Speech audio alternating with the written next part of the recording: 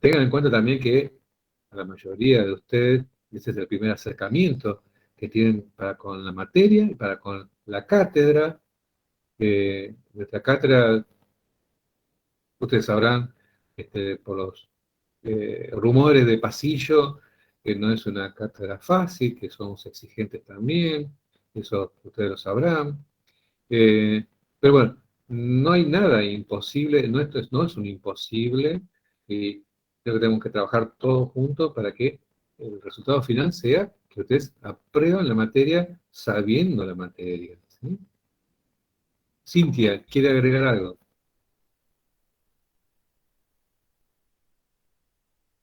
Cintia Vargas. Sí, buenas tardes, profesor, ¿cómo le va? Sabe que yo todavía no tengo la nota del examen. Le estoy viendo Están que subiendo, casualidad ya la eh, tiene, pero todavía, recién acabo de fijarme y todavía no la tengo. están subiendo de a poco las notas, Cintia. ¿Sí? Bueno, gracias. Bien. Oviedo, ¿quería agregar algo más? Profe, ¿puedo hacer una pregunta o un comentario? Sí, cómo no. Disculpame, estoy en fila. No, yo quería agregar algo. Yo realmente no me presenté porque me di cuenta que me faltaban conceptos. A la hora de Ujú, pasar limpio en mi casa me di cuenta que no unía un adjetivo con un predicado. Tuve autocrítica, entonces no me presenté. ajá. Yo, esto es una autocrítica mía y si le sirve a los demás, tenemos que aprender un poco más a cómo nos expresamos, cómo hablamos y qué es lo que queremos transmitir a la hora de responder. Porque no, esto lo vengo viendo en el grupo, que nos embrollamos mucho, contestamos de manera en que ya tendríamos que ir modificando, poner en práctica la forma en que hablamos, en la que respondemos y qué es lo que tenemos que transmitir. Sobre todo Eh, cuando ya estamos con los artículos. Ese es mi auto. Oviedo, perdón, Oviedo que le interrumpa, ¿no? Pero una cosa que observé es cómo comienzan ustedes la frase, ¿no? Es cuando, es cómo, ¿no? Y eso marca ya una diferencia. No es cuando, no es cómo, sino que tiene que, desde el arranque, en la respuesta, tiene que dar cierta solidez. Traten de hacer una autoanálisis, ¿no? Respecto de cómo comienzan ustedes las oraciones, ¿sí? Abuso de derecho. Es como cuando, y ahí ya arrancamos mal, María, ¿sí? No, por eso, y si vemos en el chat ahora, todos nos expresamos mal. Empezamos, yo cuando fui, me fui, ¿para dónde? O sea, no tenemos un principio y un final de cómo armar una oración. Yo ahora lo entiendo porque, bueno, tengo la fortuna de que hace poco trabajo en el Poder Judicial y puedo leer los escritos. Y si yo Habrá me tengo visto que habrá visto más de un horror seguramente. espantoso, y eso tira un juicio para atrás, pero después presentan aclaratoria y todo lo que ya sabemos. Entonces, Ujú. tenemos que tener autocrítica, que si queremos dedicarnos a esto, yo prefiero tropezarme con esta cátedra 7 veces, pero salir perfecta en la redacción y en lo que quiero expresar. Porque si yo mañana me dedico al derecho, quiero saber comunicar al juez por qué estoy ahí. Bien, bueno, ahora vamos a poner un manto de piedad también a todo esto y vamos a decir que ustedes están creciendo, que este es el segundo año que están con nosotros, ¿sí? Y que de pronto están aprendiendo, muchas cosas están aprendiendo. Bueno, forma parte también del aprendizaje poder expresarse de una manera prolija, que es lo que marcaba Oviedo, ¿sí? Eso para todos. Por eso, allá en el tiempo, cuando Disculpe, charlamos, profe, ¿podría sí, interrumpir un segundo? Con sí, respecto a lo que dice la compañera, ¿ustedes qué es lo que pretenden cuando nosotros respondemos? Que respondamos concretamente lo que leemos, por ejemplo, del Código Civil o del libro, o que lo expresemos con nuestras palabras, porque eso también nos está jugando en contra. Yo no me presenté al examen porque no llegué a la inscripción. Se me pasaron los días y cuando yo me fui a inscribir se me pasó la fecha, así que no me pude presentar. Directamente me voy a Integrador. Veré si me presento, si estoy preparada, iré. Si no, bueno, no me voy a arriesgar. Pero con respecto a lo que dice la compañera, a nosotros, ¿qué nos conviene? Como al momento de responder, es preciso que, ¿qué nos conviene más? A ver si me explico. Que respondamos con respecto a lo que dice el libro y el Código Civil o que lo expresemos con nosotros con nuestras palabras como de forma que entendimos lo que estamos leyendo. ustedes tienen que utilizar todo el andamiaje como para poder responder lo que leyeron, lo que entendieron, lo del código. Por eso les decía, tómense el tiempo suficiente como para armar la respuesta. Este, la naturaleza jurídica de tal instituto, la clasificación, los caracteres, el articulado, no de memoria, pero pues, a ver, para buscarte el articulado, después van a googlearlo, van a agarrar el código civil y comercial y lo van a leer de ahí. Pero sí, ustedes tienen que aprender a interpretar el derecho. ¿Sí? Y interpretar el derecho es poder explicarlo. De la misma manera que cada uno de los docentes tratamos de explicarle los institutos, ¿sí? De la misma manera ustedes tienen que responder. Fíjense de que todo docente hace mención, primero, ¿a qué es naturaleza jurídica? Los efectos que provoca, las consecuencias. De ¿cómo se clasifica tal o cual instituto si es merecedor de Usted una está clasificación? diciendo que cuando nosotros, a ver si entiendo lo que usted nos está queriendo decir, cuando vamos a responder y nos consulta, o sea, nos pregunta una cosa en específica, que se lo expresemos por completo, que no A ver, solamente expliquemos lo que nos está preguntando. le voy a leer algo para más vale un ejemplo, ¿no? Eh, ¿Qué es el abuso del derecho aplicado al concepto del Código Civil y Comercial? Respondió, principio de buena fe, el derecho se ejerce de buena fe, el abuso del derecho consiste en que una persona no puede ejercer un derecho vulnerando este principio. El Código, su norma, limita el abuso, es ejemplo, no, y se quedó ahí. Y si nosotros leemos el concepto doctrinario de que es abuso del derecho, es mucho más complejo que esto. Además, acá mencionó el código, pero no mencionó cuáles son los principios que nacen del código. ¿Mm? Por eso lo que yo le decía, lo que usted estaba diciendo que quiere que le expresemos por completo lo que abarque esa ¿Cuál? pregunta, ¿Cuál? todo lo- Con todo, con pelos y señales. tal cual, todo lo que podamos aportar. Genial, profe, muchas gracias. Bien. Hay otra más. Enumerar los atributos de las personas y sus caracteres. Era una pregunta más que sencilla, ¿no? Y acá me lo mencionó y puso innatos e inalienables, nada más. ¿Sí? Ni siquiera desarrolló los caracteres que mencionó. La 4. ¿Quiénes son los inhabitados? Explicar las causas y los efectos. Son los que, fíjense cómo comenzó la respuesta, ¿no? Son los que, por sentencia judicial emitida por un juez competente, inhabilita a determinada persona a ejercer su capacidad de ejercicio. Ejemplo, pródigo. Otros, menores. Ven que hay cierta flaqueza, ¿no? Y ojo, no lo tome como una crítica, sino estoy señalando aquellos aspectos que podemos llegar a mejorar. Por ahí decía, bueno, hacer una especie de ensayo de examen.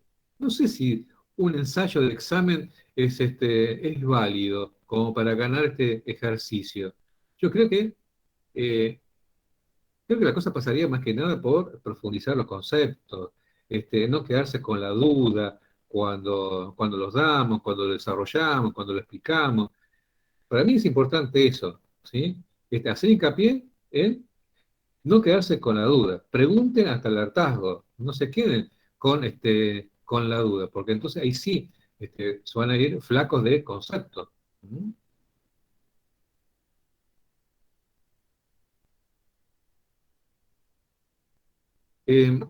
Marcelo dice, alguno debería preguntar con todo el tacto posible porque no sabemos si aprobamos o no a una semana del examen.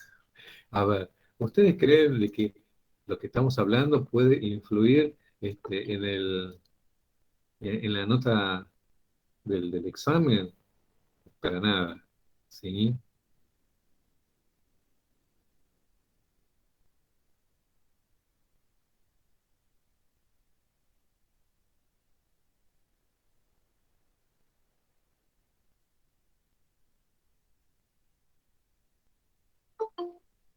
Estoy leyendo el chat, sí, perdón.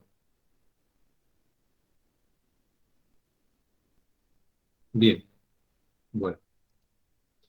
Eh, yo sé que muchos están desanimados, están perplejos también por el resultado obtenido, y vuelvo a repetir lo que dije a alguna compañera, ¿sí? que esto no sea un obstáculo para continuar, para seguir aprendiendo, y el aplazo o el no haber aprobado la materia es la última instancia, después del final. Antes no se den por vencidos. Siempre hay una chance, siempre hay posibilidad de, como había dicho recién una compañera, a ver, si el Ejecutivo Nacional a esta altura tuvo que modificar su gabinete de ministros porque se dio cuenta de que a la gente no le satisfizo el desarrollo o cómo venían gobernando, ¿por qué no lo pueden hacer ustedes? ¿Por qué no plantearse entonces de modificar también la forma de estudiar, de contestar un examen? ¿No les parece? Sí, sí, tiene razón, profesor, pero Bueno, necesito, en el caso mío particular, necesito una respuesta de saber en qué estoy tan mal encaminada, por eso pedí bien, la revisión. bien, Natalia, entonces, no sé quién fue dirigido el mail, Al seguramente el profesor que profesor. me corrigió. Bueno, entonces, quien le corrigió seguramente le contestará Bueno, puntualmente cuáles eran los puntos que observó y que hicieron que no aprobara el examen. bueno, gracias. De nada. Bien, podemos comenzar entonces la charla del día de hoy, ¿les parece? Cuénteme un poquito, qué fue lo que vieron el día miércoles pasado?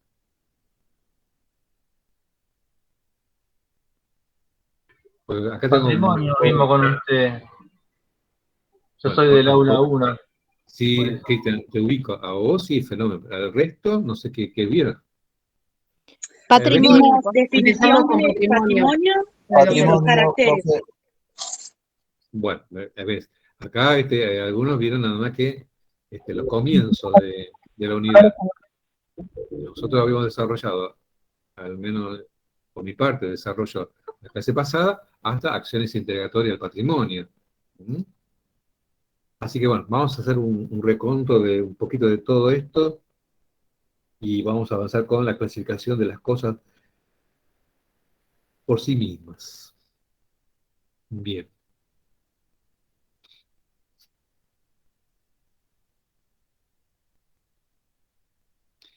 Vamos a centrarnos directamente en acciones integratorias y para aquellos que no estuvieron conmigo, ¿sí? Les va a quedar pendiente ver las teorías negatorias del patrimonio, los caracteres que ya lo vieron, y vamos a centrarnos directamente en acciones integratorias. A partir de esta idea de que a los que ya vieron el tema conmigo, bueno, úsenlo como refresco, ¿sí? A los que no, bueno, algo nuevo para tener en cuenta. Uno de los caracteres del patrimonio se dice que es la prenda común de los acreedores. Este término significa de que el patrimonio de una persona ha de ser el vehículo, la herramienta para satisfacer las obligaciones que ésta tenga para con su acreedor. Dicho esto, vamos a mencionar que existen distintos tipos de acreedores. Existen acreedores que tienen un derecho de preferencia a poder cobrar primero respecto de otros, llamados acreedores privilegiados. Aquellos acreedores privilegiados tienen su derecho de preferencia de la ley. Solamente pueden ser otorgados por la ley, no por las partes que celebran un acto jurídico. Dentro de los acreedores privilegiados vamos a encontrar acreedores con privilegio especial, acreedores hipotecarios, acreedores prendarios y acreedores quirografarios o comunes. Hacemos un poco de refresco de aquellos que ustedes vieron en el derecho romano. Bien. Respecto de estos últimos que mencioné, los acreedores quirografarios, son aquellos que no tienen ningún derecho de preferencia, son acreedores comunes. Por lo tanto, para estas personas, ¿sí? Para estos acreedores, la ley le otorga ciertas herramientas o dispositivos para poder cobrar el crédito, para que el deudor pueda cumplir con sus obligaciones. Por eso se denominan acciones integratorias del patrimonio. Lo que buscan entonces es preservar el patrimonio para que el acreedor pueda cobrarse de allí. Esto no significa que el deudor no pueda disponer de su patrimonio. lo puede hacer, porque el patrimonio dijimos que es un atributo de la persona, y solamente a este le cabe disponer de esta.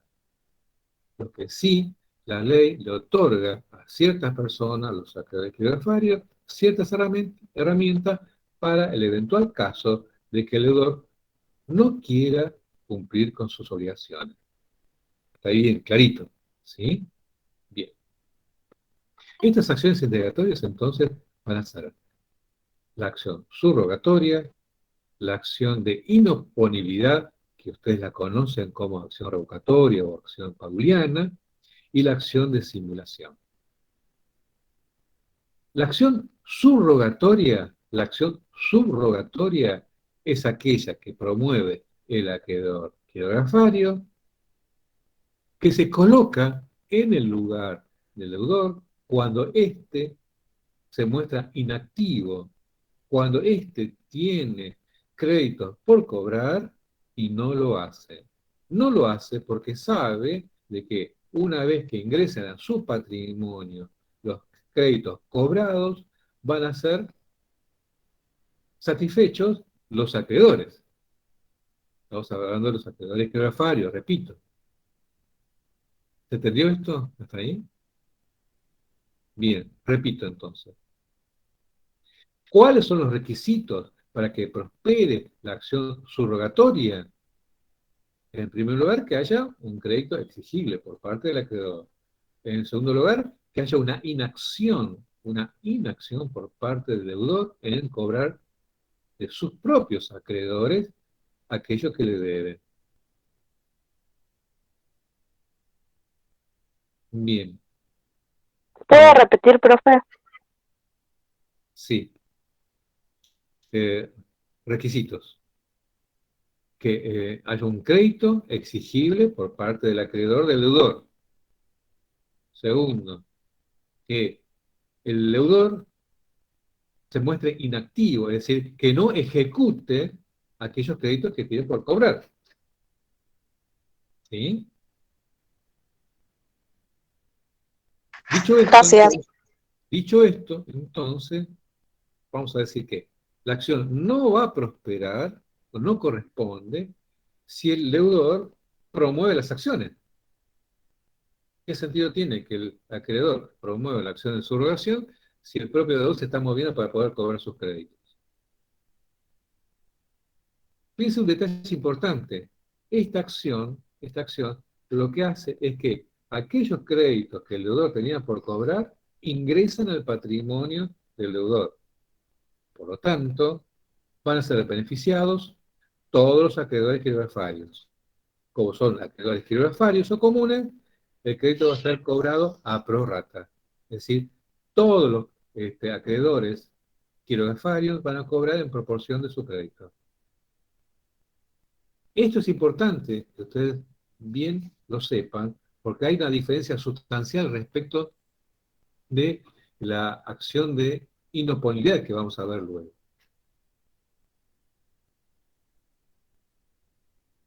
¿Fue claro hasta acá?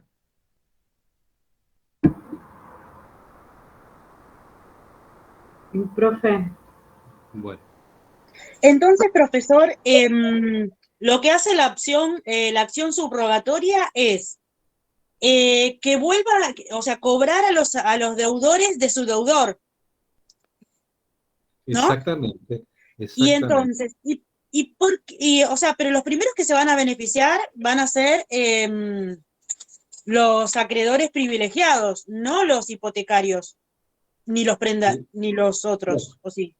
Perdón, Teresa. Yo mencioné recién que los acreedores privilegiados ya tienen garantizado su crédito con el privilegio. ¿Por qué iba a intentar un acreedor hipotecario una acción subrogatoria si ya tiene la hipoteca sobre el inmueble? ¿Por qué lo iba a hacer un prendario si ya tiene garantizado en la prenda de la cosa? No tiene sentido. Solamente esa acción le satisface al acreedor quiroparario, que no tiene nada de dónde agarrarse. Lo único que tiene que agarrarse es el patrimonio, no otra cosa. Y ve que el patrimonio de este sujeto, de su deudor, no crece o está en estado de insolvencia porque no hace lo que tiene que hacer, que es cobrar sus propias deudas. ¿Se entendió ahora? Sí, ahora sí. Bueno, lean por favor el artículo 739.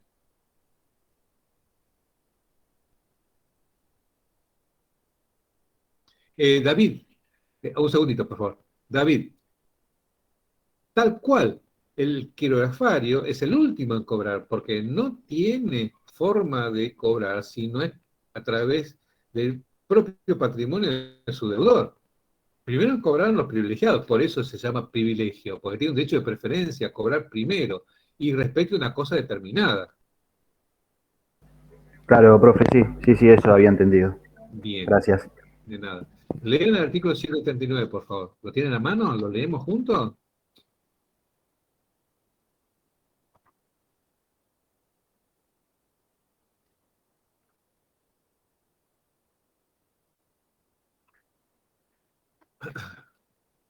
¿Quién lee? Vamos, 739, profesor. por favor.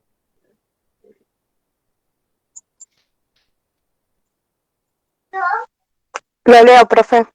Dale. Bueno. Dice, el acreedor de un crédito cierto, exigible o no, puede ejercer judicialmente los derechos patrimoniales de su deudor, si éste es remiso en hacerlo y esa omisión afecta el cobro de su acreencia. Punto. Después, listo. Espere. Fíjense, ¿no? Que está diciendo que esta acción solamente prospera respecto de los derechos patrimoniales. Recuerden ustedes que existen dos tipos de derechos, los patrimoniales y los extrapatrimoniales. Dentro de los extrapatrimoniales, ¿cuáles estaban? ¿Cuáles eran los derechos extrapatrimoniales? Los personalísimos. Así es, Giselle. ¿Eran los que no tienen un valor monetario? Bien, no tienen un valor económico en sí mismo, pero tienen consecuencias económicas. Por ejemplo, un derecho alimentario en sí mismo no tiene un valor, pero sí, llegado el caso de ser exigible, lo tiene. Como por ejemplo, el derecho al honor, ¿sí? Cuando una persona es injuriada en su honor, el honor no tiene un valor, como tampoco lo tiene la vida, pero sin embargo, cuando una persona sufre algún tipo de lesión, eso va a ser medido en cuanto a las consecuencias, medida que se llama indemnización, ¿sí? Lo mismo respecto del honor, respecto de la buena fe, ¿sí? Esos serían los derechos extrapatrimoniales. Acá, cuando hablamos de la acción subrogatoria, solamente el acreedor se puede subrogar, es decir, colocarse en lugar del acreedor y exigir derechos patrimoniales, exclusivamente patrimoniales. Y fíjense que sigue diciendo, ¿no? Que cuando, habla de los requisitos, cuando el deudor es remiso en ejercer esos derechos patrimoniales. Es decir, es importante remarcar que el deudor no quiere ejecutar esos créditos, porque sabe que lo va a perder, se lo va a llevar su acreedor. ¿Sí? Y fíjense, y termina diciendo, y esa omisión afecta el cobro de su acreencia. Entonces, si el acreedor tiene suficiente, perdón, si el deudor tiene suficiente patrimonio, ¿se va a calentar el acreedor en promover la acción subrogatoria? No, si ya tiene de sobra, ¿para qué se va a meter en este beneficio si de pronto ya sabe que con lo que tiene el deudor va a poder cobrar su crédito? Es necesario entonces que se ve afectado el cobro de su crédito. Ahí sí recién va a poder iniciar la acción subrogatoria. Y es más, y el deudor ni siquiera se molesta en promover la acción. ¿Sí? Y por último termina diciendo el 739. ¿Quién lee?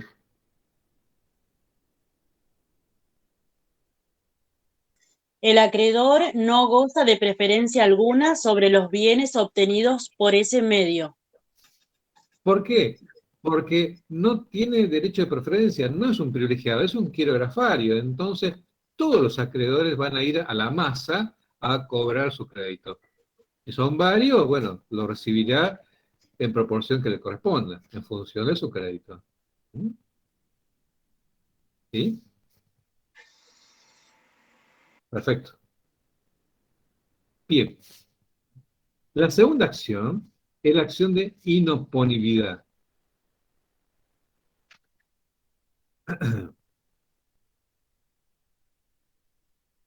Del artículo 338. Acá la cosa cambia. ¿Por qué? Porque el deudor, al igual que el anterior, no quiere pagar sus obligaciones y entonces se desprende de su patrimonio, lo enajena, lo regala, hace lo que se le gana con el patrimonio, no le quiere pagar su acreedor. Entonces, el acreedor, quirografario también, ¿sí? Lo que va a promover es una acción declarativa de inoponibilidad. ¿Qué significa acción declarativa de inoponibilidad? Que para él, el acto celebrado entre el deudor y el tercero que adquirió la cosa a título oneroso o a título gratuito es inoponible para él. No es válido, no es eficaz. Graben esta palabra. Ineficaz. ¿Por qué? Porque después, más adelante, vamos a ver cuáles son las causas de la ineficacia de los actos jurídicos. Y las dos causas de la ineficacia del acto jurídico es la inoponibilidad o la nulidad del acto. ¿Mm? Una cosita más antes que continúe. De aquí en más, y todos los temas que vayamos viendo hasta el final, están uno enlazado al otro. No hay temas sueltos. Todos están unidos por algo. Entonces, si no comprenden un tema, difícilmente van a poder comprender el otro. ¿Mm? Eso exige entonces lectura. Lectura previa. No avanzar en la lectura. Un segundo, por favor, ¿sí?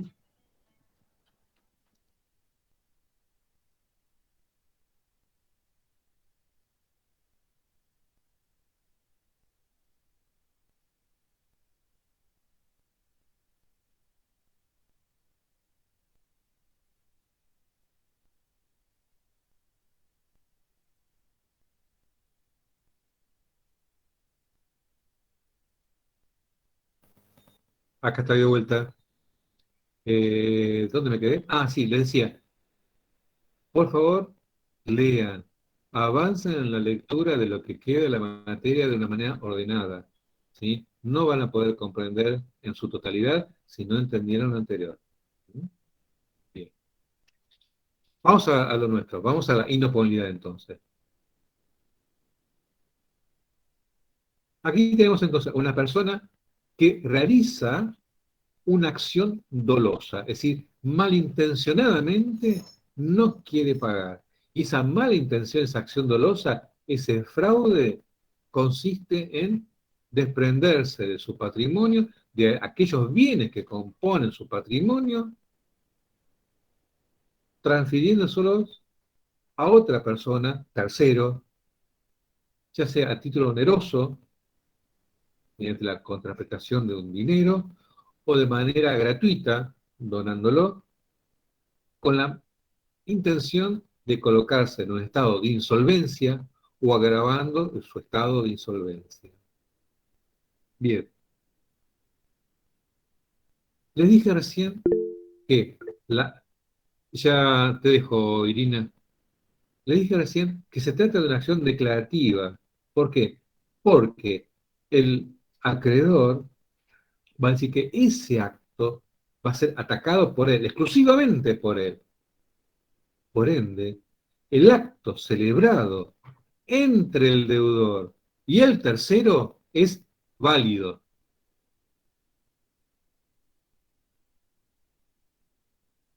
Sí, Irina, ¿me querés hacer un comentario? Sí, no, una consulta. La acción declarativa de inoponibilidad es la que es también la que se le dice pauliana o revocatoria. Sí, tal cual. Yo lo estoy encontrando así, más que nada por Bien, eso.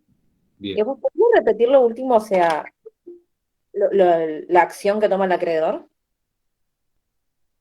Que esta acción Esta acción lo que persigue es la ineficacia del acto. Cuando hablamos de ineficacia del acto, que no surte efectos entre el deudor y el tercero. Exclusivamente entre el deudor y el tercero. ¿Sí? Perdón, entre el deudor y él mismo, acreedor. Pero entre el tercero y su deudor, el acto es válido. Esto es de la importancia capital. ¿Por qué? Porque el tercero que tiene la cosa, que obtuvo la cosa por parte de su deudor, puede quedarse con la cosa, siempre y cuando satisface el crédito del acreedor del deudor. Perdón, entonces es como que al trasladarse ese bien, también se traslada la deuda sobre ese propio bien. Sí, sí. Pongámoslo de esa manera, sí, tal cual. ¿Puede repetir, profesor, por favor, porque no entendí? Vamos, Entonces, si el vamos, bien se pasa a un tercero, ¿ese bien sigue teniendo la deuda? No entendí. Sí. vamos a poner un ejemplo. Vamos a poner un ejemplo para que lo vean más gráficamente. Eh, yo soy acreedor de Irina, que acaba de hablar recién. Irina, como es mala pagadora, no me quiere pagar a mí, se desprende de un bien que la coloca en un estado de insolvencia o agrava por la pérdida de la cosa. ¿Se entendió hasta ahí? O sea, el crédito sería mucho mayor, o sea, serían 200.000 pesos y los otros 300.000 Más más, los daños y perjuicios. más daños y Más los daños perjuicios. y perjuicios porque usted no solamente no me pagó, sino que también cometió una acción fraudulenta para perjudicarme en el cobro. Usted tenía cómo pagarme, pero no me lo pagó. Es más, se desapoderó de la cosa para no pagarme, se lo transfirió a una persona que desconocía, ¿sí?, esta mala fe suya. Por lo tanto, usted no solamente me va a tener que pagar lo que me debe, sino también te va a tener que pagar una indemnización por la pérdida de la cosa. ¿Y, y cómo se prueba la mala fe en la... Bueno, eso es la materia de prueba, y la prueba con todos los elementos que tenga. Primero, hay una presunción respecto de Teresa, que si Teresa sabía su estado de insolvencia, esa presunción le juega en contra. ¿Sí? Después dependerá de yo, acreedor, probar de que Teresa, yo lo que voy a querer hacer que Teresa, decir, Teresa, vos sabías, y voy a buscar todos los elementos para que se le caiga la buena fe de Teresa. ¿Está? Pero la buena fe se presume, por un lado. O se cae si Teresa sabía de que usted era de mala fe. ¿Mm? ¿Entienden? ¿Se entendió hasta acá? Sí, sí. Sí, fue muy claro, profe. Bueno, ahora vamos a ver los requisitos, ¿no? ¿Cuáles son los requisitos para que pueda prosperar la acción de indisponibilidad? Primero, que el crédito, ¿sí?, es decir, la obligación divina para conmigo, sea anterior a los actos de disposición divina para con Teresa. ¿Sí? ¿Por qué? Porque yo sería un tonto si yo le presté dinero a Irina y Irina no tenía nada de dónde yo cobrarme. Yo le presté dinero porque Irina tenía patrimonio suficiente para responder la deuda que tenía conmigo. ¿Me explico? ¿Me explico? Sí, sí. Bien. Sí, profe. Primer O sea, supuesto. se entiende que uno no presta dinero que se entiende que uno no presta dinero cuando no hay un patrimonio del que cobrarse. Claro, tal cual. Entonces, en la ley hay un principio que dice que no admite su propia torpeza. El juez va a decir, usted es un tonto, le prestó a alguien que no tiene dinero. Jódase. ¿Ah? Ahora, yo le presté dinero a Irina porque sabía que tenía ese auto para responder. ¿Ah? Bien, seguimos. Segundo requisito, que la insolvencia o el agravamiento de la insolvencia provino de un acto suyo, propio del deudor. Repito, que la insolvencia o el agravamiento de la insolvencia deviene de un acto propio del deudor. ¿Qué significa esto? Que Irina tenía un auto, ¿sí? Con eso iba a responder. No lo vendió, sino que se le cayó un árbol encima, se le prendió fuego, explotó, no quedó ni la cubierta. No tiene más auto. ¿Cómo va a responder? ¿Entienden? Dejó el auto en la calle. Se inundó la calle, el auto se lo llevó y terminó en Mar del Plata. No sé. ¿Está? No fue un acto propio. Ella no ocasionó su estado de insolvencia. ¿Sí? Tercero, la otra presunción es que quien contrató a título oneroso, Teresa, ¿sí? Disculpe, profe, una insolvencia sería... ¿Perdón?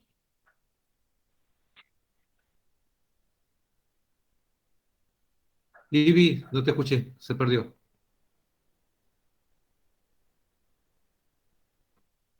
Bueno, Ay, disculpe, profe, se ve que no tengo muy buena señal.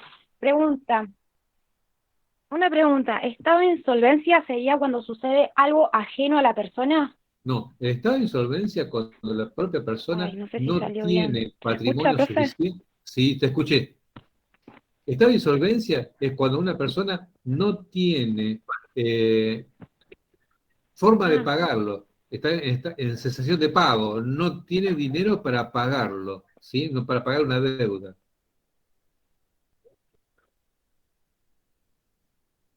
¿Me escuchó?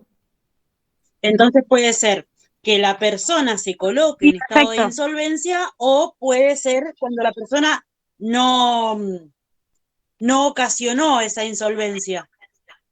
Si no ocasionó Sería insolvencia, no insolvente de prospera la... la acción. Si no ocasionó esa insolvencia o no agravó su estado de insolvencia, no va a prosperar la acción, porque no fue un acto propio, no fue una acción dolosa, no fue con la intención de no pagar. Desapareció la cosa. Tenía un campo para responder, ¿sí? A la deuda que tenía conmigo, pero se le inundó. No sirve más el campo, quedó bajo el agua. En ese caso, no le puedo achacar a ella la pérdida de la cosa, ¿sí? Por eso tiene que ser un acto propio. Y un acto propio sería haberlo cedido, transferido, vendido, grabado, o lo que sea. Pero la pérdida de la cosa no fue, fue por una fuerza mayor o por caso fortuito, no fue provocado por ella. No hubo la intención de que la cosa se perdiera, que fue los primeros ejemplos de que hablamos nosotros. ¿Están? Bien. Leemos el artículo 338 y después vamos a seguir analizando esto. ¿Quién lee el 338?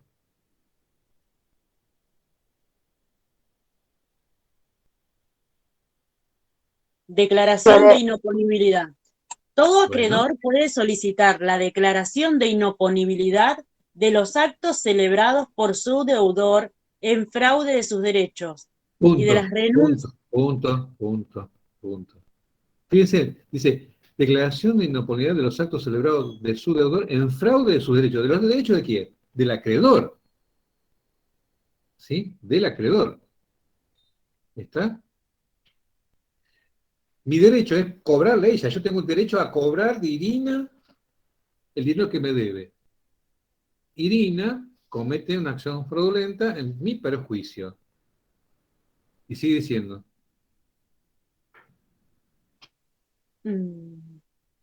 Y de las renuncias al ejercicio del derecho o facultades con las que hubiese podido mejorar o evitado empeorar su estado de fortuna. Bien. Entonces, la acción de inoponibilidad tiene por propósito, ¿sí?, preservar el patrimonio del deudor. ¿Sí? ¿Por qué? Porque es la única medida que tiene el acreedor quirogafario para poder cobrar su crédito. No hay otra. Si no tiene patrimonio, ¿de dónde lo va a cobrar? Distinto es el temperamento, recuerden, de los privilegiados. Los privilegiados dicen, ya está, voy contra la cosa. ¿Está? Bien. 339.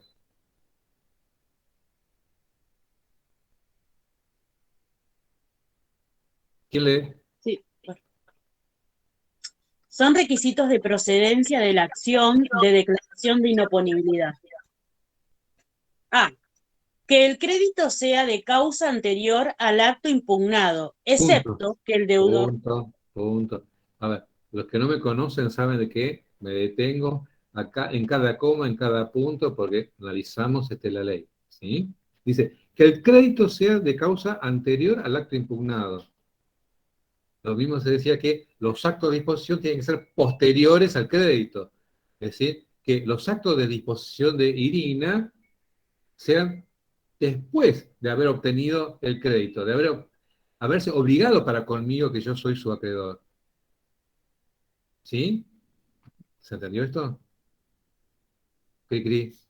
No, ¿podría repetirlo? Sí. La obligación entre el deudor y el acreedor tiene que ser anterior a los actos fraudulentos del deudor. ¿Sí? Hay una excepción. Hay una excepción. ¿Cuál es la excepción? Es la que viene ahora. Imaginemos esto. Imaginemos de que Mario Bazán, ¿sí? La verdad que odia toda la cursada que tengo presente en este momento. ¿Sí? Entonces, no sé de qué manera, decido apretar un botón en mi notebook y enviarles 100.000 voltios, cosas que exploten sus dispositivos en sus casas y mueran todos. Tras cartón, sus deudos, sus herederos, van a ir contra mí a cobrar una indemnización por la triste muerte de cada uno de ustedes. ¿Sí? Pero como yo aprendí muy bien la declaración de inopolidad, antes de apretar el botón, me desprendí de todo mi patrimonio. Presten atención. Acá, los actos de disposición fueron anteriores a que naciera la obligación, al revés de lo que hicieron ustedes. ¿Sí? Claro, pero hay una premeditación en la acción. Exactamente, tal cual. Teresa, lea lo que sigue, por favor. Bueno, dije que el crédito sea de causa anterior al acto impugnado, excepto que el deudor haya actuado con el propósito de defraudar a futuros acreedores. Eso es lo que explicó recién, ¿no? Claro, tal cual. Yo tenía la intención de defraudar a sus herederos para que no pudieran cobrar. Y antes de eso, me desprendí de todo mi patrimonio. Sí. ¿Sí? ¿Sigo? Bien, sí, por favor. B. Que el acto haya causado o agravado la insolvencia del deudor. Punto. Fíjense que el acto del deudor tuvo que haber provocado o agravado el estado de insolvencia. Es decir, que si él no lo provocó, por caso fortuito o fuerza mayor, la acción no prospera. El caso de que el auto se lo llevó la corriente del agua y desapareció, ¿sí? O se le cayó un árbol encima, o yo tenía que entregar un caballo y le cayó un rayo y lo partió al medio, no sé. ¿Mm? ¿Quedó claro? Bien. Y por último, C. Que quien contrató con el deudor a título oneroso haya conocido o debido conocer que el acto provocaba o agravaba la insolvencia. lea de vuelta. Que quien contrató con el deudor a título oneroso haya conocido. Punto. A título oneroso. ¿Por qué dijimos que a título oneroso? Porque si fue a título gratuito, no importa, ¿sí? Cede igual a la pretensión del acreedor. ¿Entienden? O sea, si lo recibió a título gratuito de buena o mala fe, no interesa. No puede oponer a la pretensión del acreedor. En cambio, quien contrató a título deudor, a título oneroso, haya conocido, debido conocer el estado, provocaba o agravaba la insolvencia. Es decir, de mala fe. Lea de vuelta, por favor, completito el El C. Que quien contrató con el deudor a título oneroso haya conocido o debido conocer que el acto provocaba o agravaba la insolvencia. Muy bien. ¿Quedó claro este último punto? ¿Sí? Bueno, hasta acá todo fenómeno. Parece sencillo la cosa. Pero ahora se complica un poco más. ¿Qué pasa si Teresa, que fue la que recibió la cosa, perdón, Teresa y Ina, ¿no? Las agarré a las dos de ejemplo. ¿Qué pasa si Teresa, que recibió la cosa a título oneroso y de mala fe, se la transfiere a ver quién tengo por acá, a Liz Rocío, que la tengo acá a un costado. ¿Sí? Se transfiere a Liz Rocío. Teresa es a título oneroso y de mala fe. Y se transfiere a Luis Rocío a título oneroso y de buena fe. Y de buena fe. Cuando yo, acreedor, busco a Irina, digo, Irina dice, no tengo más, lo vendí. Voy a Teresa, yo también lo vendí. Voy a Liz Rocío y dice, acá yo lo tengo, pero yo soy a título oneroso y de buena fe. Ante mí no prospera la acción. Voy por atrás. Irina y Teresa van a ser solidariamente responsables por la pérdida de la cosa. ¿Sí? Irina, obviamente, tendrá que responder esta parte lo que me debe. Pero Teresa también va a tener que responder porque se perdió por culpa de ella también. Pero Teresa responde solo daños y perjuicios. Exactamente, sí, sí. Junto con vos, Irina. Si vos tenés que pagar más todavía. Esa es la más mala de todas. A esta altura perdí todo. ¿Sí? Bien. Vamos a seguir. Teresa recibió la cosa a título gratuito, de buena o mala fe, me interesa. Se le transmite a Liz Rocío. Liz Rocío lo recibe a título oneroso y de mala fe. Liz Rocío no va a poder oponerse a mi pretensión. Por lo tanto, Liz Rocío, si quiere quedarse con la cosa, va a tener que pagarme el crédito a mí. ¿Está? Presten atención a esto. Presten atención a esto. La declaración de inoponibilidad va a prosperar por el monto del crédito. Solamente por el monto del crédito. ¿Qué significa esto? Significa que cada acreedor criptografario va a tener que promover su propia acción de inoponibilidad si quiere cobrar. Le dije antes, ¿se acuerdan? Cuando hablamos de la acción subrogatoria, dijimos que la acción subrogatoria se benefician todos. ¿Sí? Acá solamente se beneficia a quien promueve la acción.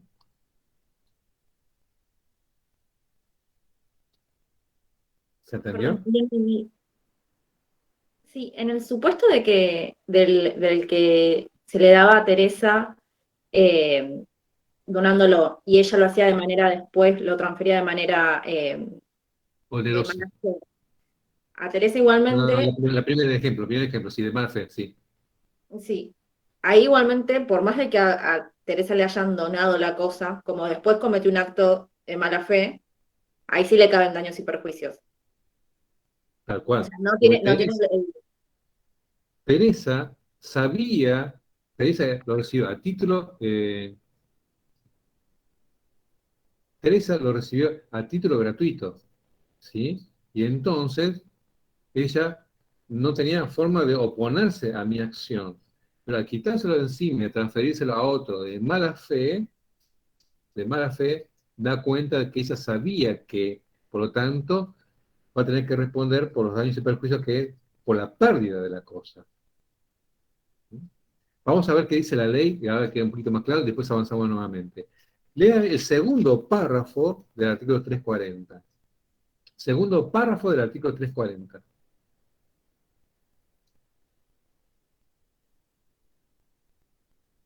Lo leo, profe. Por favor.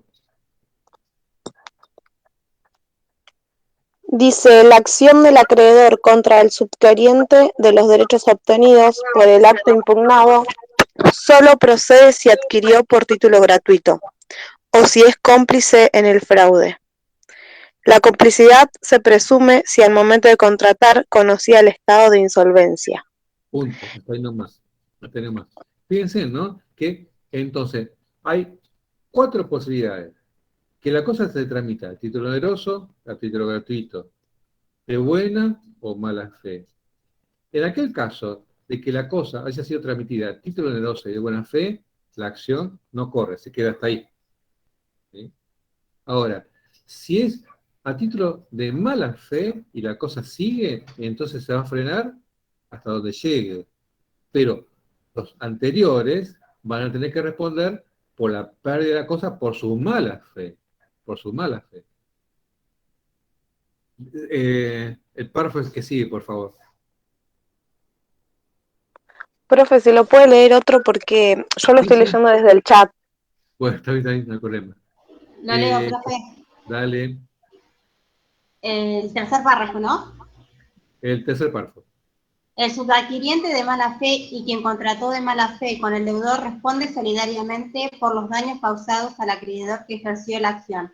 Si los derechos se transmitieron a un adquiriente de buena fe y a título oneroso, o de otro modo se perdieron para el acreedor, el que contrató de buena fe y a título gratuito con el deudor responde en la medida de su enriquecimiento. Fíjense, ¿no? Que la última parte dice, el que contrató de buena fe y a título gratuito con el deudor responde en la medida de su enriquecimiento. ¿Qué significa? Por el crédito. Por el valor, por el monto del crédito. ¿Mm? ¿Sí? Lea el primer párrafo del artículo 340 ahora. Primer párrafo del artículo 340. ¿El primero? Sí. El fraude no puede oponerse a los acreedores del adquiriente que de buena fe hayan ejecutado los bienes comprendidos en el acto. Bien, o sea que el único freno entonces es a título oneroso y de buena fe. 341. Extinción de la acción. Cesa la acción de los acreedores si el adquiriente de los bienes transmitidos por el deudor los desinteresa o os da garantía suficiente. Bien. Fíjense, dice que el acreedor, ¿sí?, se va a ver satisfecho si el deudor paga o bien otorga una garantía suficiente. Es decir, a ver, si hay una refinanciación, o si tiene otra cosa para suplir la cosa que se perdió, o si el que tiene la cosa satisface el crédito de lo que se debe. ¿Sí? Por último, el 342. Artículo 342, extensión de la inoponibilidad. La declaración de inoponibilidad se pronuncia exclusivamente en interés de los acreedores que promueven y hasta el importe de sus respectivos créditos. Perfecto. ¿Sí? Es decir que el acreedor quirogafario, entonces, ¿sí?, solamente puede perseguir su propio crédito. Si hay varios acreedores quirografarios, tendrá que cada uno promover su propia acción y la medida de la acción va a ser el crédito, no otra cosa. Por lo tanto, si la medida es el crédito, si Teresa recibió la cosa, ¿sí?, en lo que excede, se lo queda a ella. Sí, Teresa. Profesor, disculpe que le pregunte. Cuando habla de todo acreedor, cuando dice todo acreedor, solamente se refiere a los acreedores quirografarios. Sí. Sí. Era eso, gracias. Sí, repito nuevamente. ¿Por qué? Porque los otros acreedores, los que tienen derecho de preferencia, privilegio, ya tienen garantizado el cobro con el privilegio. Perfecto. Bueno, ¿se entendió hasta acá?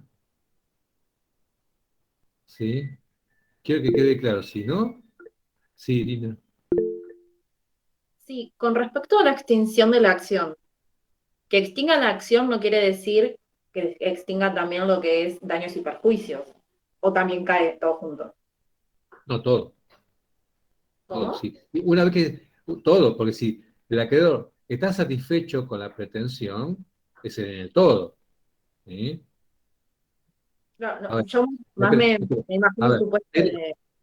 perdón, Teresa, Irina, si Teresa tiene la cosa, ¿sí? Y ella es a título oneroso de mala fe, a título gratuito de buena o mala fe, me paga a mí, me va a pagar solamente el monto del crédito.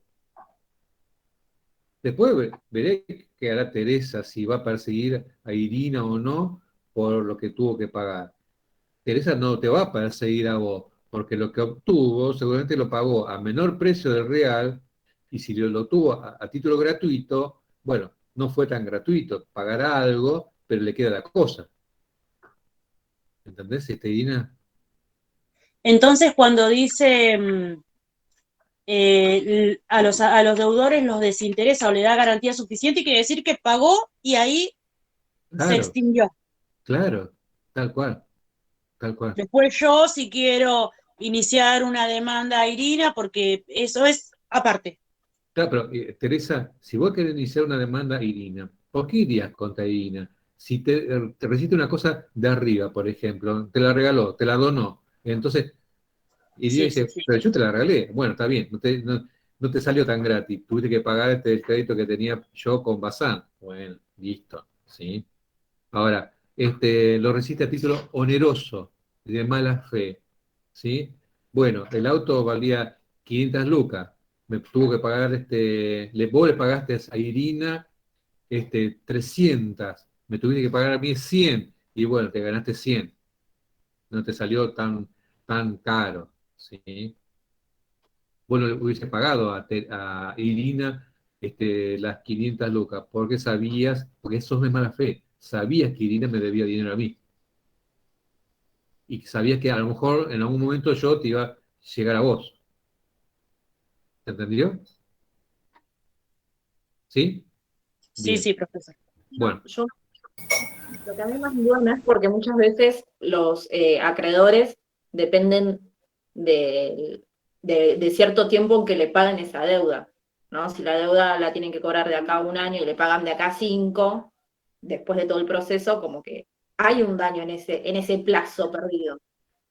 Digo, el bueno, primer acreedor, digo, bueno, no puede mantener lo que está bien. empezó. Imaginemos que yo te presté dinero, me lo tenías que devolver de acá, no sé, a 2 años, ¿sí? Bueno, no te voy a poder, a ver, vos podés hacer con tu patrimonio lo que se te da gana, porque es tuya la cosa, ¿sí? Pero llega el momento en que de cobrarte a vos lo que me debes, y me encuentro con que vos te desprendiste de la cosa, aquella cosa que vos tenías para garantizar el pago, entonces ahí, bueno, voy a ir contra Teresa, que fue la persona que recibió la cosa, iré con lo que me debe más el monto actualizado, ¿sí? Los intereses son aparte, los intereses forman parte de la obligación. ¿Eh? Toda suma que se da en préstamo tiene una porción de intereses, que es el fruto que da la cosa. ¿Mm? ¿Sí? Bien. Bueno, son las 7, perdón, 8:26. 8:26. Nos tomamos 10 minutos de respiro para que ustedes asimilen todo esto que estuvimos charlando, y si queda una pregunta, la hacemos a la vuelta. ¿Les parece? A la vuelta tengo 116, 115 participantes. A la vuelta le tomo la asistencia. ¿Está? 10 minutos, no más.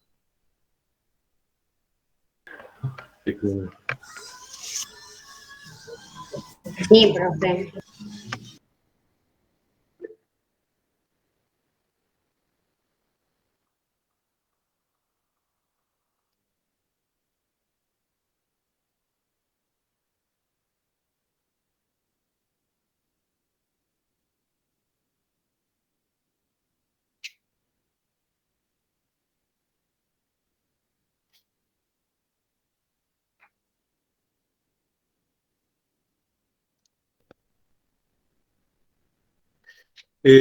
¿Alguna pregunta respecto de la acción declarativa de inoponibilidad.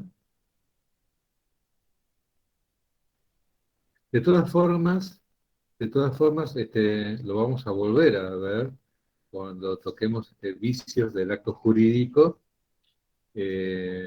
Vamos a retomar nuevamente lo que es la acción de inoponibilidad y lo que vamos a ver ahora, que es la acción de simulación. Sí, alguien levantó la mano, no sé quién. Profe, disculpe. Cuando usted hablaba de la acción de inoponibilidad, había dicho que solo se beneficiaban los que promovían qué cosa, porque no lo pude anotar. La acción. Quienes promovían la acción. Los acreedores que promovían la acción. Ah, bueno, muchas gracias. ¿Alguien levantó la mano? ¿Quién?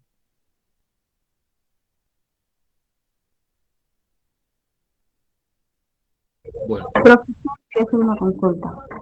Sí, César. Los bienes que salieron del patrimonio del deudor, ¿Los ¿vuelven bienes? que salieron del patrimonio del deudor, Sí. vuelven al patrimonio para cumplir con la obligación? No. Más allá, ¿no?, de que pueda darse la confusión cuando hablamos de acción integratoria, de integrar el patrimonio, no vuelven al deudor, a su propietario.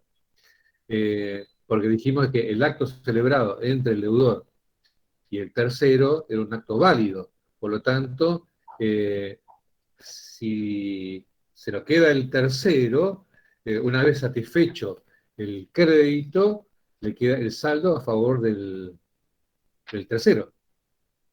Bueno, gracias. Bien. Bueno, y nos queda entonces por hablar de la acción de simulación. La simulación va a tener lugar cuando una persona ya sea por interpósita persona, es decir, con la ayuda o la complicidad de una persona, se le transmiten derechos a quien no estaban destinados. Vamos a pasar en limpio esto. Imaginemos que una persona, para evitar que una cosa, un objeto, entre dentro de su patrimonio, pone a una tercera persona para que ésta sea el titular de esos derechos. Estamos hablando de un testaferro. ¿Sí? Repito, yo, Mario Bazán, que no quiere cumplir con sus obligaciones, para evitar que mis acreedores se hagan de mi patrimonio, aquellas cosas que compro, no las pongo en cabeza de mi nombre, sino que utilizo a otra persona para que ésta sea el titular de los derechos, cuando en realidad estaban dirigidos a mí. ¿Se entendió ahora? O bien, cuando encubro la naturaleza jurídica de un acto jurídico con la apariencia de otro. Por ejemplo, cuando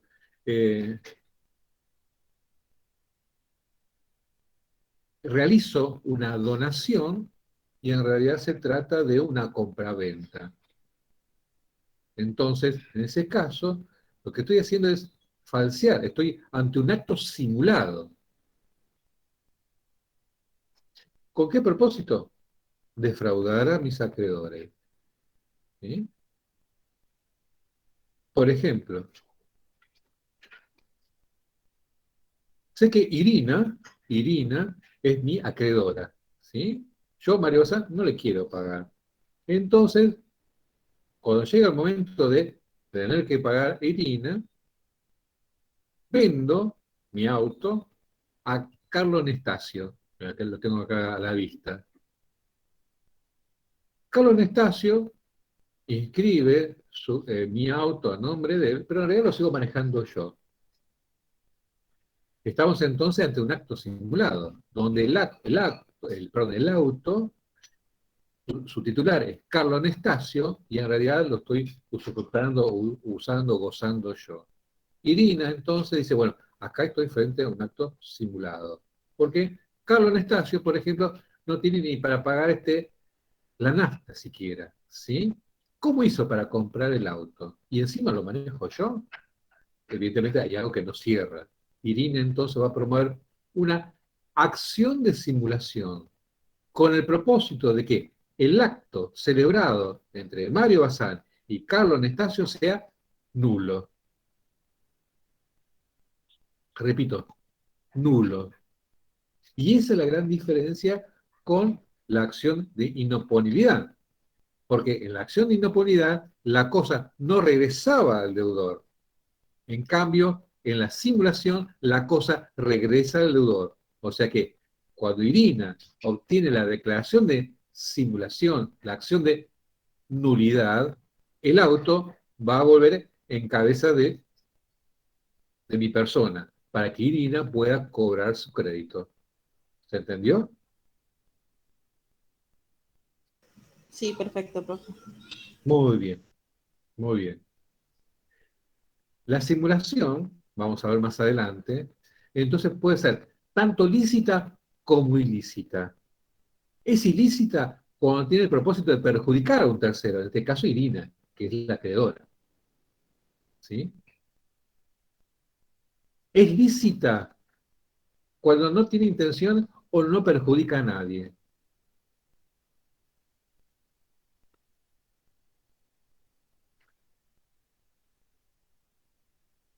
Después vamos a ver más. Sí. Porque yo sé que a veces, por ejemplo, me agarraron un par de dudas. Sé que a veces los empresarios lo que hacen es compran cosas de uso personal y los ponen siempre a nombre de su empresa, llámese persona jurídica o vieja persona jurídica. Que puede no afectar a nadie, por ejemplo. Supongamos si afecta a alguien, entraría en la acción de simulación. Claro, tal cual. Tal Okay. cual. Sí. Y lo mismo, por ejemplo, yo conozco que muchas veces también, otro caso es cuando los padres hacen donaciones, por ejemplo, de las casas a sus hijos, pero se quedan con el usufructo. Claro, tal cual. No, ahí, por ejemplo, no afecta a nadie. Exactamente. Bueno, ahí entonces no hay perjuicio, por lo tanto, se trata de una simulación lícita, ¿sí? Cuando es ilícita, entonces ahí sí, los acreedores van a promover la acción de simulación. Detalle importante. En la acción de inoponibilidad, lo que persigue es la ineficacia del acto para una persona, el acreedor. En la acción de simulación, la acción de nulidad beneficia a todos. Porque la cosa vuelve en cabeza del deudor. ¿Sí? ¿Se entendió esto? Bien. Bueno, hasta acá llegamos entonces. ¿Podría repetir? Sí. ¿Podría repetir? Repito. La acción de simulación que encierra una acción declarativa de nulidad beneficia a todos los acreedores, porque la cosa vuelve al patrimonio del deudor. ¿Sí? Sí, profe. Bien, bien. Bueno, leemos el artículo 333. ¿Quién lee? Lo leo, profe, si quieres. Dale. Simulación, caracterización. La simulación tiene lugar cuando se encubre el carácter jurídico de un acto bajo la apariencia de otro, o cuando el acto contiene cláusulas que no son sinceras o fechas que no son verdaderas, o cuando por él se constituyen o transmiten derechos de personas interpuestas que no son aquellas para quienes en realidad se constituyen o transmiten. Muy bien, vamos a analizar esto rapidito. Dice, la simulación tiene lugar cuando se encubre el carácter jurídico de un acto bajo la apariencia de otra, cuando se cambia la naturaleza del acto, donación, compraventa, ¿sí? Bien. O cuando el acto contiene cláusulas que no son sinceras o fechas que no son verdaderas. Por ejemplo, con el ánimo de perjudicar a un acreedor, puedo modificar la fecha, es decir, antedatar la fecha. Dice, bueno, Irina viene a cobrarme a mí, y digo, no, yo ya lo vendí hace un año atrás el auto. Y en realidad lo tenía hasta ayer manejando. ¿Sí? Lo que hice es fraguar la fecha de la compra-venta con la idea de que Irina no pueda hacerse de ese auto sobre el cual ella pretendía cobrarme a mí. ¿Está? Y por último dice, o cuando por el acto, se constituye en tratamiento de derecho a personas interpuestas, es decir, a testaferros, es decir, a personas que de pronto ellas no tenían nada que ver con el negocio jurídico, sin embargo, están ahí, entre comillas, como cómplices de este acto simulado. ¿Sí? Después vamos a ver cómo, más adelante, cuando toquemos el tema de los vicios, vamos a ver cómo probamos la existencia, porque no le va a resultar fácil a Irina probar que yo simulé ese acto. ¿Sí? Después vamos a ver de qué manera. Bien, existen otras acciones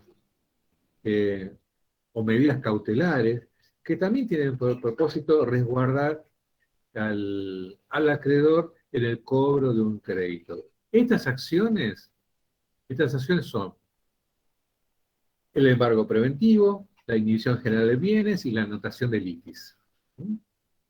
Bien, vamos a analizar brevemente cada una de estas.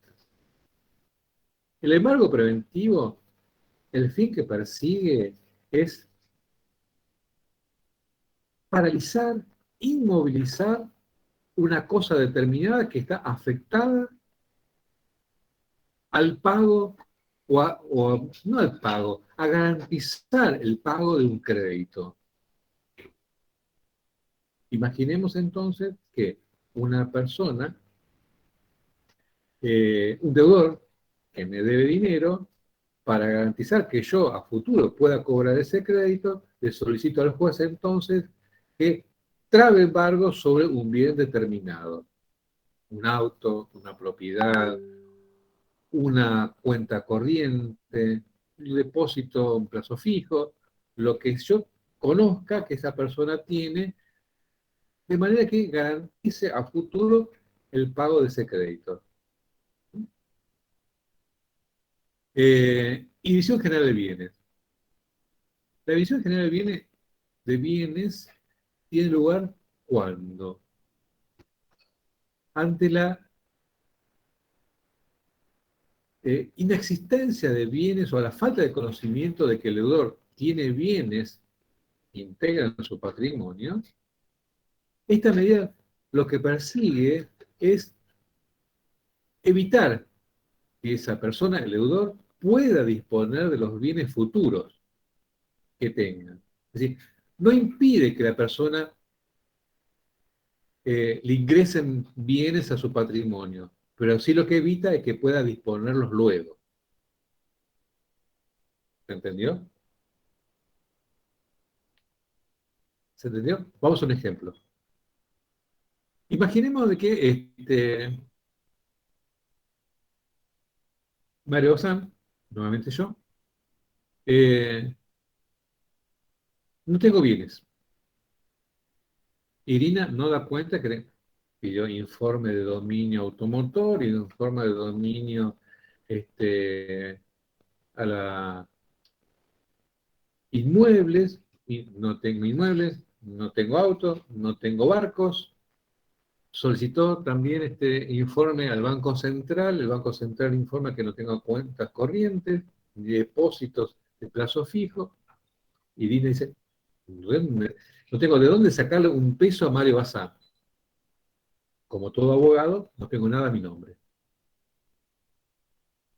Entonces Irina dice, bueno, está bien, por ahora me la fumo, pero le voy a meter una inhibición general de bienes, cosa de que el día que yo compre algo y lo ponga a mi nombre, no lo va a poder vender. Entonces, cuando lo tenga dentro de su patrimonio, yo lo voy a ejecutar.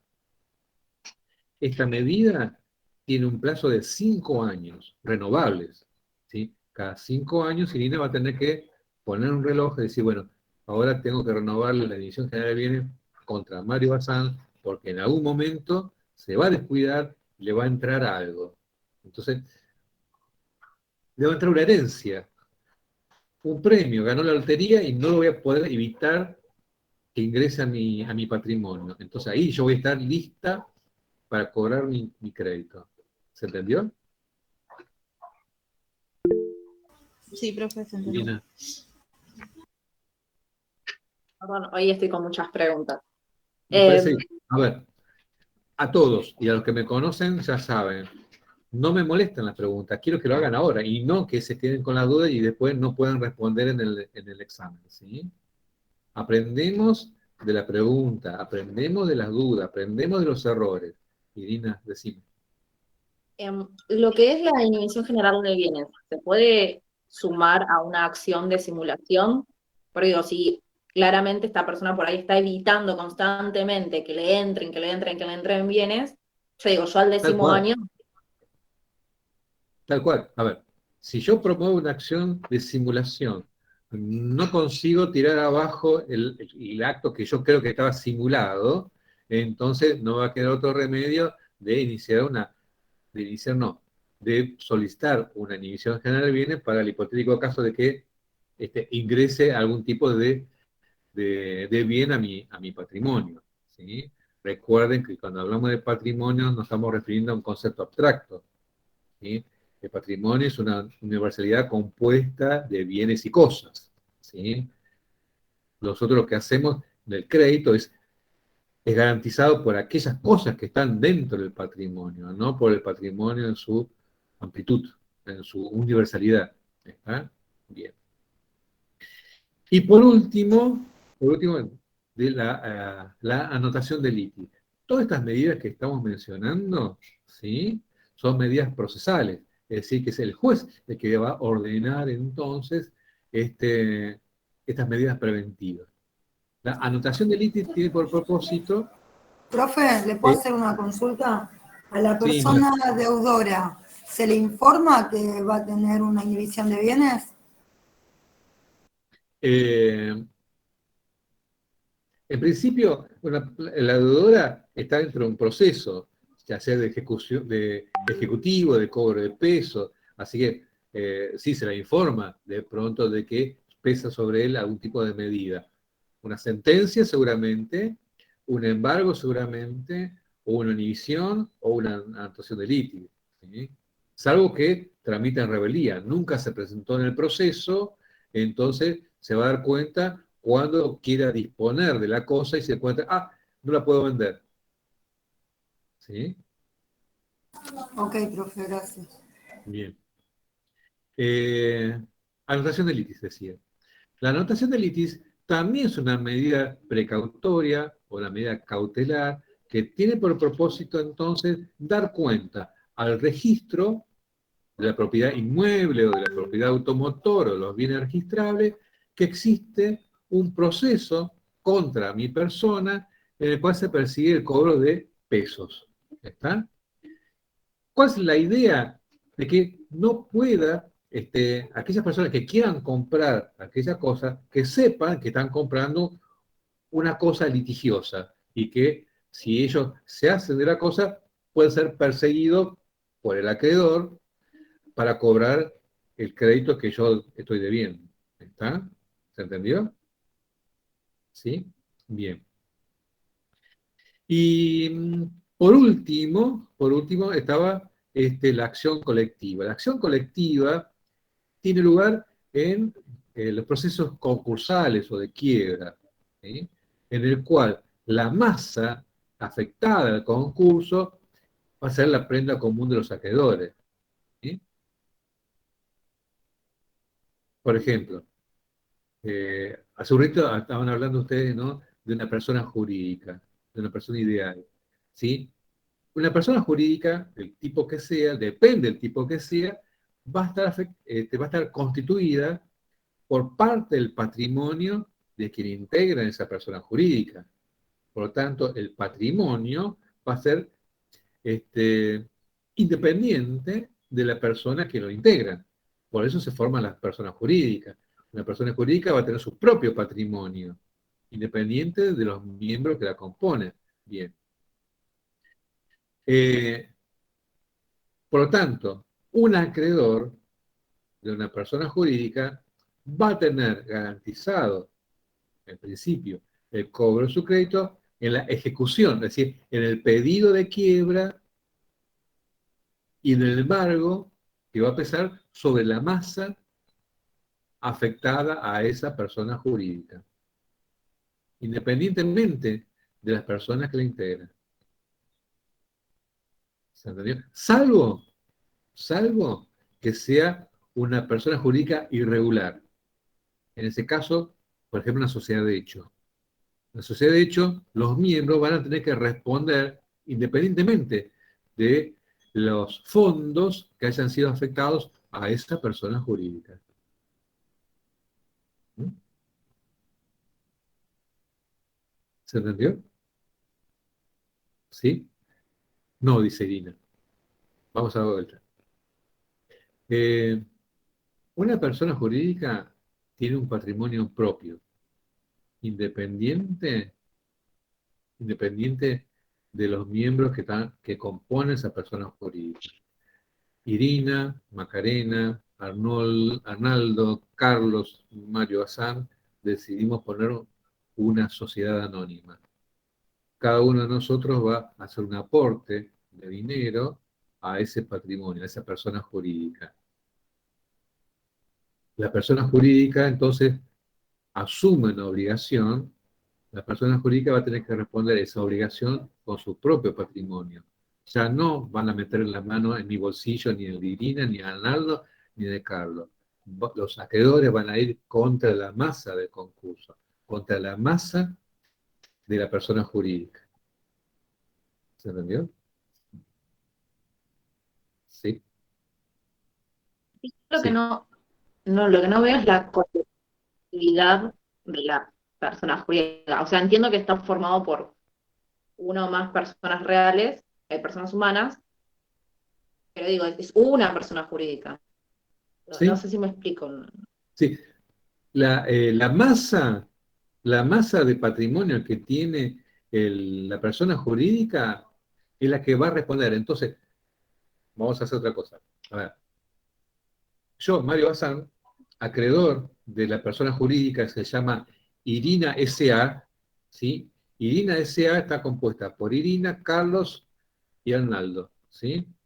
En realidad, todo ficticio, ¿no? Pero, entonces, yo, acreedor, voy a ejecutar a la masa. No voy a ir al bolsillo de Irina, ni al de Carlos, ni de Arnaldo. Voy a ir a la masa, al patrimonio de la persona jurídica. Esa es la que me va a responder a mí. Voy a ejecutar todos los bienes respecto de la masa para cobrar mi crédito. O sea que en el cobro van a caer todos, digamos. No todos, la masa. Existe un patrimonio. Profesor, ¿la eso masa es. son los 3 integrantes de la... No. La masa son los 100 pesos que puso Irina, los 100 pesos que puso Carlos, los 100 pesos que puso Arnaldo. Vendría a ser el patrimonio de la sociedad, no de la persona individual. Exactamente, Mari. Porque la Es el persona es la persona patrimonio de la jurídica. sociedad. ¿Cómo? Porque la persona es la persona jurídica en este caso. Exactamente, que es independiente. Por eso es el sentido de la persona jurídica. Conformo una persona distinta a los integrantes que la forman, si cabe la palabra. ¿Está? Entonces, esa masa, ese patrimonio, es el que me va a garantizar el pago de las obligaciones. Ahora bien, imaginemos que esta persona jurídica, Irina S.A., va a la quiebra, no puede pagar, el negocio va muy mal, solicita a los acreedores, a mí y a otros más, una quita, y dice, mire, no tengo más, voy a cerrar el negocio, estoy fundida. ¿Está? Solicita el concurso de acreedores. El concurso de acreedores va a ser un proceso en el cual Irina y sus socios van a buscar una quita en cuanto a las obligaciones, en el crédito, para poder pagar. Si los acreedores no nos ponemos de acuerdo, solicitamos la quiebra. Y entonces Irina no tiene más remedio que dice, bueno, está bien, acá está. Esto es lo que tiene la persona jurídica. háganse de lo que hay. Más no hay. A mí no me van a tocar nada porque corresponde solamente a la persona jurídica. ¿Se comprendió? Sí. Por eso es que cuando hacen las quiebras por ahí de empresas que tienen mucha cantidad de trabajadores, después por ahí los trabajadores están con todo un tema que dicen, quebró la empresa, pero el dueño, el que fue toda la vida mi jefe, está forrado en guita, tiene un montón de propiedades, tienen autos, bla, bla, bla, pero a mí no me pagan. Tal cual, obviamente, porque es independiente. Dice, yo soy el dueño, yo soy el accionista, yo soy Irina, yo respondo con lo que está en la masa, no con mi patrimonio. Ahora bien, el presidente de esa sociedad anónima va a responder si la quiebra es fraudulenta. En ese caso sí, va a responder el dueño o los miembros de la sociedad anónima. Eso abrirá otro proceso, ¿no? En el cual yo voy a tener que demostrar de que ustedes vaciaron la empresa, tiraron abajo la empresa con la idea de evitar pagar a los acreedores. Los trabajadores también son acreedores. Por eso que los acreedores, y eso lo vimos ya también, los acreedores tienen un derecho de preferencia en cuanto al crédito laboral que tienen respecto de la masa del concurso, una vez satisfechos los otros acreedores privilegiados. De los acreedores privilegiados hay distintas escalas, los hipotecarios, prendarios, los créditos laborales están al final de todo.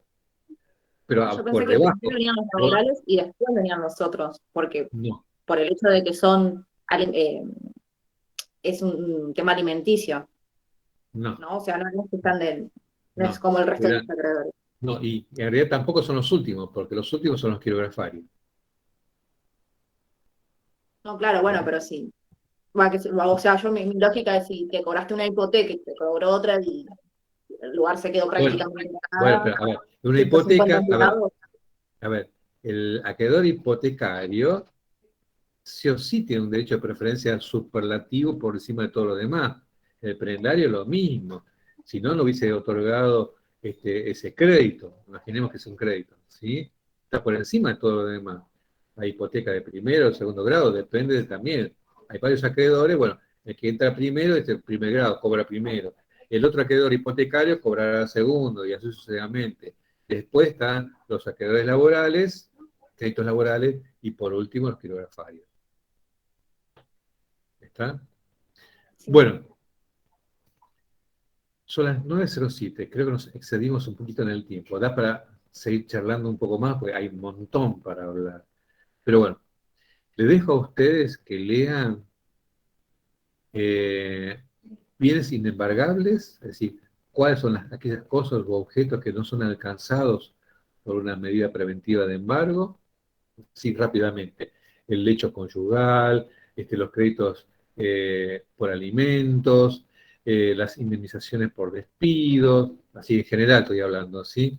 Los bienes de familia, son situaciones que están resguardadas por la utilidad pública que tiene de ser alcanzados por un embargo preventivo, ¿sí? Bien. Para los demás, nos estamos viendo el día miércoles y el día miércoles vamos a empezar a ver clasificación de las cosas por sí mismas. Hay dos grandes clasificaciones. La clasificación de las cosas por sí mismas y la clasificación de las cosas en relación a las personas. En relación a las personas vamos a encontrar